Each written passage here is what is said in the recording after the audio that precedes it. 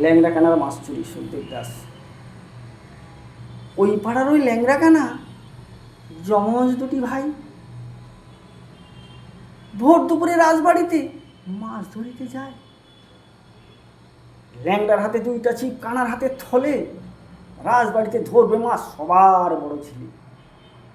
চুপি চুপি ল্যাংড়া কানা ঝিল পাড়িতে এলো, যতন করে মাছের খাবার প্যাকেট ভরে নিল।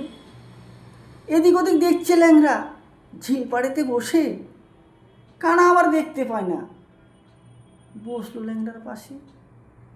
খাবার গেতে ল্যাংড়া ভাই যেই না বড়শি ফেলে টাপাস করে মস্ত এক চিতল নিল গিলে। চাপাস চাপাস করছে চিতল প্রাণ বাঁচানোর তরে।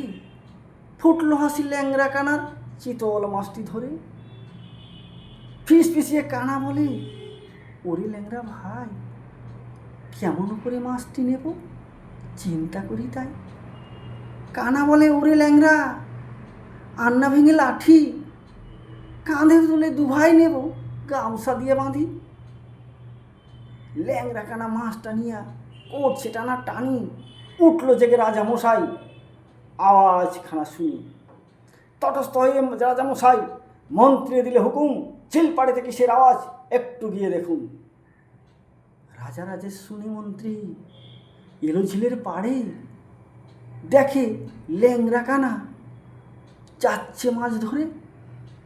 মন্ত্রী বলে, ওরে কানা, ওরে ল্যাংড়া, একটুখানি দাঁড়া দাঁড়া, রাজবাড়িতে মাছ ধরতে তোদের হুকুম দিল কারা?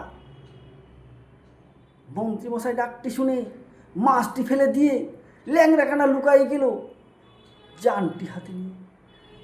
কেউ বা গেল ঝোপের আড়ে, কেউ বা গেল বনে।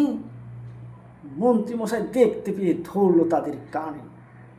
নিয়ে গেল মন্ত্রী মশাই ধরে রাজার বাড়ি। হুকুম দিলে রাজামশাই এদের বাঁধো তাড়াতাড়ি। বলল রাজা, মোদের বাড়ি মাছ চুরি দেব তোদের সাজা। কারাগারে বন্দি হবি, দেখবি কেমন মজা। কাঁদছে কানা, কাঁদছে ল্যাংড়া, ধরছে হাতে পায়ে। করবো না আর মাছ চুরি, থাকবো গোলাম হয়ে। দয়া হলো রাজামশাইয়ের, এবার যদি আসিস ফাঁসির দড়ি গলায় দেব, হবে না আর মিস।